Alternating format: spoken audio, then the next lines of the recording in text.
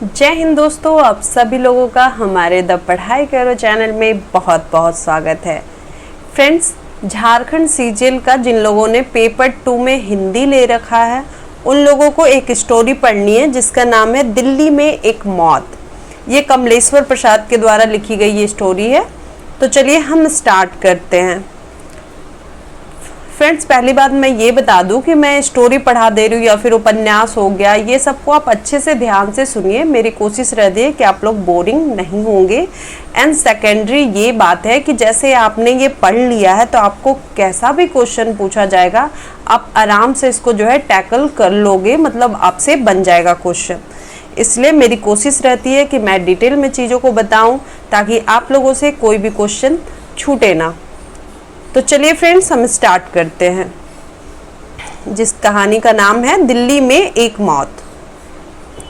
मैं चुपचाप खड़ा देख रहा हूँ और अब ना जाने क्यों मुझे मन में लग रहा है कि दीवान चंद की 100 यात्रा में कम से कम मुझे तो शामिल हो ही जाना चाहिए था। उनके लड़के से मेरी खासी जान पहचान है और ऐसे मौके पर तो दुश्मन का साथ भी दिया जाता है। सर्दी की वजह से मेरी हिम्मत छूट रही है, पर मन में कहीं 100 यात्रा में शामिल होने की बात भीतर ही भीतर गूंज रही है। चारों तरफ कोहरा छाया हुआ है। सुबह के 9 बजे हैं, लेकिन पूरी दिल्ली धुंध में लिपटी हुई है। सड़कें नम हैं, पेड़ भीगे हुए हैं, कुछ भी साफ दिखाई नहीं देता। जिंदगी की हलचल का पता आवाज़ों से लग रहा है। ये आवाज़ें कानों में बस गई हैं। घर के हर हिस्से से आवाज़ें आ रही हैं। बांसवानी के नौकर ने रोज की तरह स्टोव जला दिया है। उसकी सनसनाहट दीवार के पार से आ रही है। बगल वाले कमरे में अतुल मवानी जूते पर पॉलिश कर रहा है। ऊपर सरदार जी मूंछों पर फिक्सो लगा रहे हैं। उनकी खिड़की के पर्दे के पार जलता हुआ बल्ब बड़े मोती की तरह चमक रहा है। सब दरवाजे बंद हैं, सब खिड़कियों पर पर्दे हैं, लेकिन हर हिस्से में जिंदगी की खनक है। तिमंजिले पर बांसवानी ने बाथरूम का दरवाजा बंद किया है और पाइप खोल दिया है। कोहरे में बसें दौड़ रही है। जूं जूं करती भारी टायरों की आवाज़ें दूर से नज़दीक आती हैं और फिर दूर होती जाती हैं। मोटर रिक्शे बेतहासा भागे चली जा रहे हैं। टैक्सी का मीटर अभी किसी ने डाउन किया है। पड़ोस के डॉक्टर के यहाँ फ़ोन की घंटी बज रही है और पिछवाड़े गली से गुजरती हुई कुछ लड़कियाँ सुबह के शिफ्ट पर जा रही हैं। सख्त सर्दी है, सड़कें ठिठुरी हुई हैं। कोहरों के बादलों को चीरती हुई कारें और बसें हॉर्न बजाती हुई भाग रही हैं। सड़कों और पटरियों पर भीड़ है, पर कोहरे में लिपटा हुआ हर आदमी भटकती हुई रूह की तरह लग रहा है।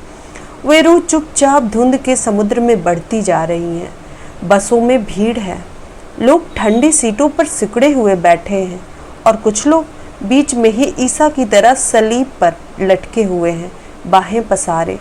उनकी हथेलियों में कीले नहीं, बस की बर्फीली चमकदार छड़ें हैं। और ऐसे में दूर से एक अर्थी सड़क पर चली आ रही है। इस अर्थी की खबर अखबार में है, मैंने अभी अभी पढ़ी है। इसी मौत की खबर होगी। अखबार में छपा है, आज रात करोल बाग के मशहूर और लोकप्रिय बिजनेस मैग्नेट सेठ दीवान चंद की मौत इरविन अस्पताल में हो गई। उनका शव कोठी पर ले आया गया है। कल सुबह 9 बजे उनकी अर्थी आर्य समाज रोड से होती हुई पंचकुइया शमशान भूमि में दाह संस्कार के लिए जाएगी। और इस वक्त सड़क पर आती हुई अर्थी उन्हीं की होगी। कुछ लोग टोपियां लगाए और मफलर बांधे हुए खामोशी से पीछे पीछे आ रहे हैं। उनकी चाल बहुत धीमी है। कुछ दिखाई पड़ रहा है, कुछ नहीं दिखाई पड़ रहा है, पर मुझे ऐसा लगता है कि अर्थी के पीछे कुछ आदमी हैं। मेरे दरवाजे पर दस्तक होती है। मैं अखबार एक तरफ रख कर दरवाज़ा खोलता हूँ। अतुल मवानी सामने खड़ा है। यार, क्या मुसीबत है, आज कोई आयरन करने वाला भी नहीं आया। जरा अपना आयरन देना, अतुल कहता है तो मुझे तसल्ली होती है। नहीं तो उसका चेहरा देखते ही मुझे खटका हुआ था कि कहीं 100 यात्रा में जाने का बवाल ना खड़ा कर दे।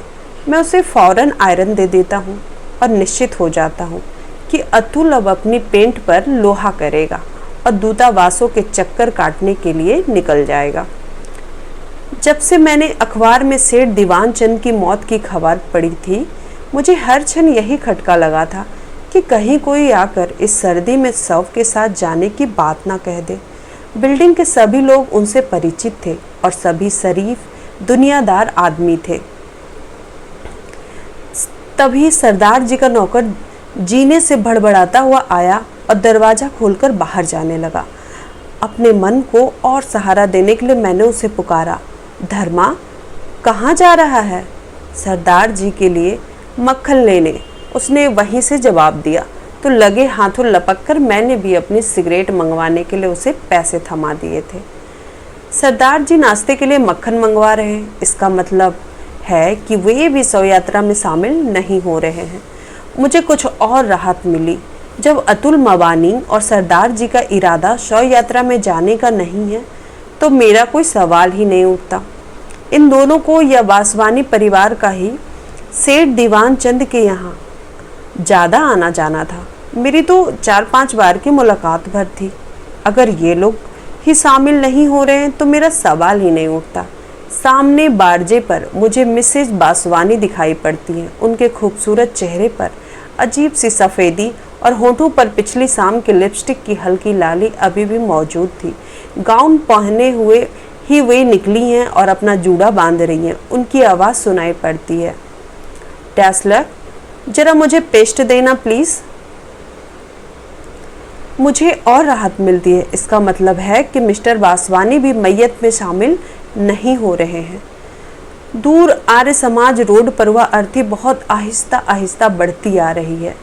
अतुल मवानी मुझे आयरन लौटाने आता है। मैं आयरन लेकर दरवाज़ा बंद कर लेना चाहता हूँ, पर वह भीतर आकर खड़ा हो जाता और कहता है, तुमने सुना दीवान चंद जी की कल मौत हो गई है?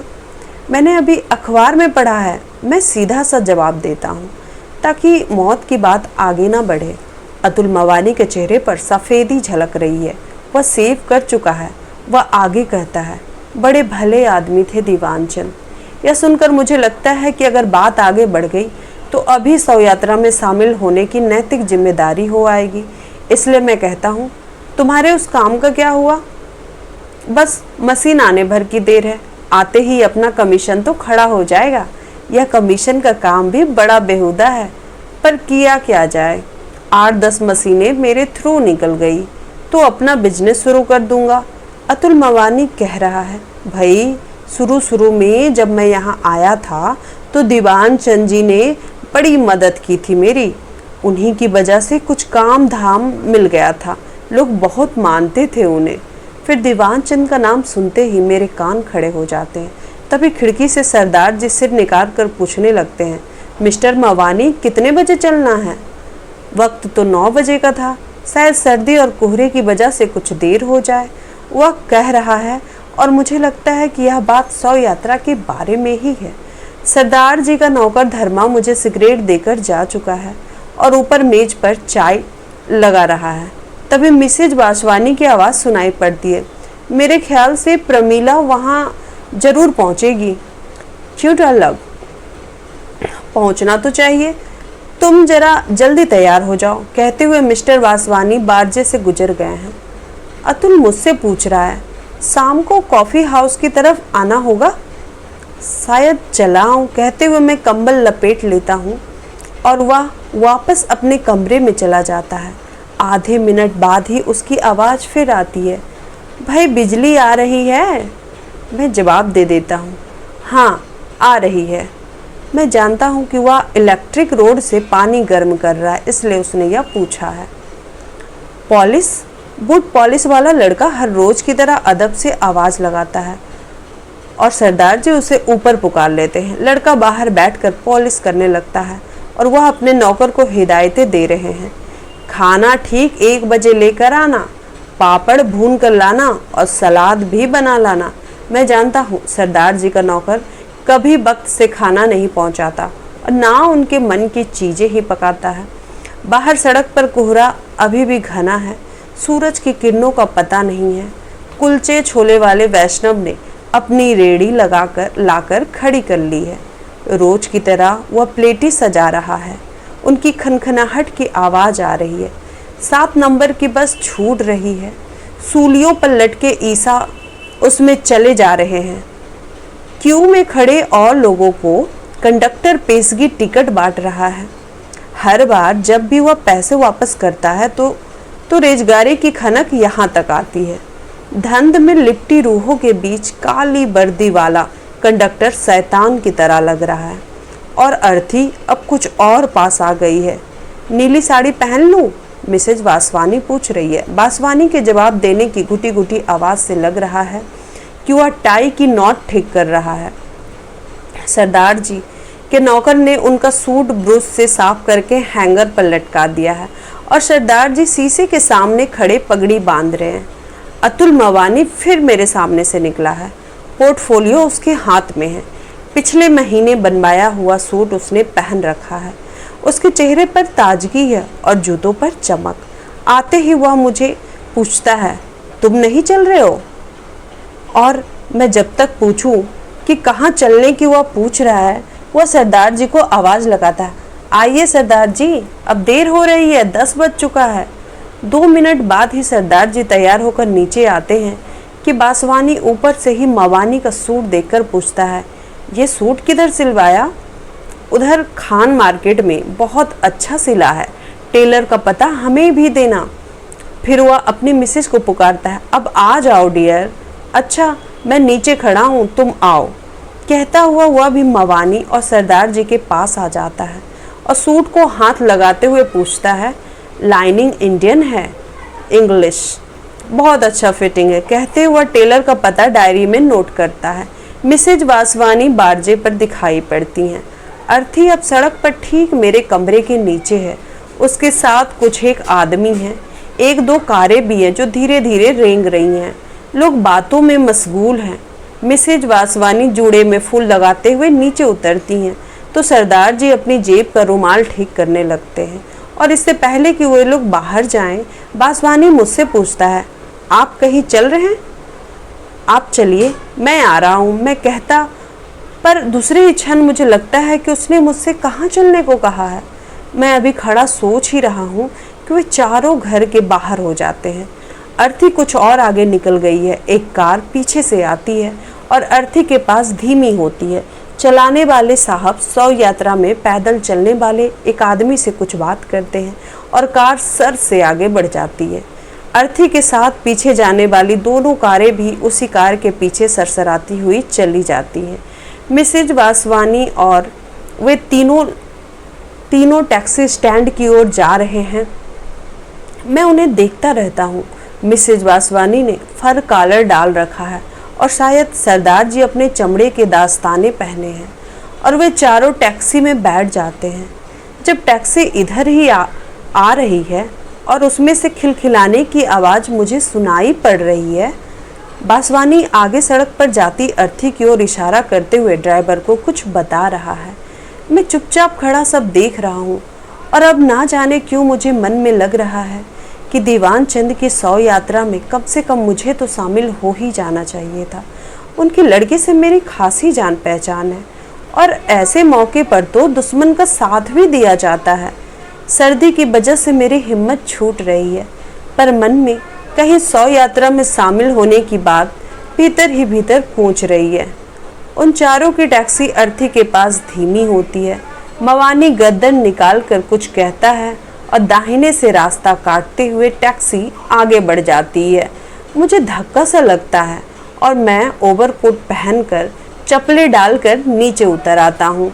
मुझे मेरे कदम अपने आप अर्थी के पास पहुँचा देते हैं और मैं चुपचाप उसके पीछे पीछे चलने लगता हूँ।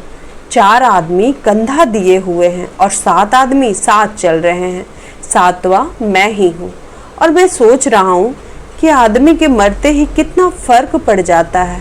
पिछले साल ही दीवान चंद ने अपनी लड़की की शादी की थी तो हजारों की भीड़ थी। कोठी के बाहर कारों की लाइन लगी हुई थी। मैं अर्थी के साथ साथ लिंक रोड पर पहुंच चुका हूं। अगले मोड़ पर ही पंचकुइया शमशान भूमि है और जैसे ही अर्थी मोड़ पर घूमती है लोगों की भीड़ और कारों की कतार मुझे दिखाई देने लगती है। कुछ स्कूटर भी खड़े हैं। औरतों की भीड़ एक तरफ खड़ी है। उनकी बातों की ऊंची ध्वनियाँ सुनाई पड़ रही है। उनके खड़े होने में वही लचक है जो कनॉट प्लेस में दिखाई पड़ती है। सभी के जूड़ों के स्टाइल अलग अलग हैं। मर्दों की भीड़ से सिगरेट का धुआं उठ उठ कर कोहरे में घुला जा रहा है और बात करती हुई औरतों के लाल लाल होंठ और सफ़ेद दांत चमक रहे हैं और उनकी आंखों में एक गरूर है। अर्थी को बाहर बने चबूतरे पर रख दिया गया है। अब खामोशी छा गई है। इधर उधर बिखरी हुई भीड़ 100 के इर्द गिर्द जमा हो गई है और कारों के सोफर हाथों में फूलों के गुलदस्ते और मालाएं लिए अपनी मालकिनों की नज़रों का इंतजार कर रहे हैं। मेरी नज़र बासवानी पर पड़ती है। वह अपनी मिसेज को आंख के इशारे से 100 के पास जाने को कह रहा है और वह है कि एक औरत के साथ खड़ी बात कर रही है। सरदार जी और अतुल मवानी भी वहीं खड़े हुए हैं। 100 का मुंह खोल दिया गया है और जब औरतें फूल और मालाएं उसके इर्द गिर्द रखती जा रही हैं, सोफर खाली होकर अब कारों के पास खड़े सिगरेट पी रहे हैं। एक महिला माला रखकर कोट की जेब से रुमाल निकालती है और आंखों पर रखकर नाक सुरसुराने लगती है और पीछे हट जाती है। और अब सभी औरतों ने रुमाल निकाल लिए हैं और उनकी नाकों से आवाज़ें आ रही हैं। कुछ आदमियों ने अगरबत्तियां जलाकर 100 के सिरहाने रख दी है। वे निश्चल खड़े हैं। आवाज़ों से लग रहा है कि औरतों के दिल को ज़्यादा सदमा पहुंचा है। अतुल मवानी अपने पोर्टफोलियो से कोई कागज़ निकालकर बासवानी को दिखा रहा है। मेरे ख्याल से वह पासपोर्ट का फॉर्म है। अब सबको भीतर शमशान भूमि में ले जाया जा रहा है। भीड़ फाटक के बाहर खड़ी देख रही है। सोफरों ने सिगरेटें या तो पी ली है या बुझा दी हैं और वे अपनी अपनी कारों के पास तैनात है। शव अब भीतर पहुंच चुका है। मातम पुरसी के लिए आए हुए आदमी और औरतें अब बाहर की तरफ लौट रहे हैं। कारों के दरवाजे खुलने और बंद होने की आवाज़ें आ रही है। स्कूटर स्टार्ट हो रहे हैं और कुछ लोग रीडिंग रोड बस स्टॉप की ओर बढ़ रहे हैं। कोहरा अभी भी घना है। सड़क से बसें गुजर रही हैं और मिसेज वासवानी कह रही हैं, प्रमीला ने शाम को बुलाया है, चलोगे ना डियर? कार आ जाएगी, ठीक है ना? वासवानी स्वीकृति में सिर हिला रहा है। कारों में जाती हुई औरतें मुस्कुराते हुए एक दूसरे से विदा ले रही हैं और बाय बाय की कुछ एक आवाज़ें आ रही है। कारें स्टार्ट होकर जा रही हैं। अतुल मवानी और सरदार जी भी रीडिंग रोड बस स्टॉप की ओर बढ़ गए हैं और मैं खड़ा सोच रहा हूँ कि अगर मैं भी तैयार होकर आया होता तो यहीं से सीधा काम पर निकल जाता। लेकिन अब तो 11:30 बज चुके हैं। चिता में आग लगा दी गई है और 4-5 आदमी पेड़ के नीचे पड़ी बेंच पर बैठे हुए हैं। मेरी तरह वे भी यूं ही चले आए हैं। उन्होंने ज़रूर छुट्टी ले रखी होगी, नहीं तो वो भी तैयार होकर आते। मेरी समझ में नहीं आ रहा है कि घर जाकर तैयार होकर दफ्तर जाऊं या अब एक मौत का बहाना बनाकर आज की छुट्टी ले लूं। आखिर मौत तो हुई ही है और मैं 100 यात्रा में शामिल भी हुआ हूं। इस तरीके से दिल्ली में एक मौत की कहानी ख़त्म होती है। होप सो गाइज आपको मेरा वीडियो अच्छा लगा हो। जय हिंद, जय भारत।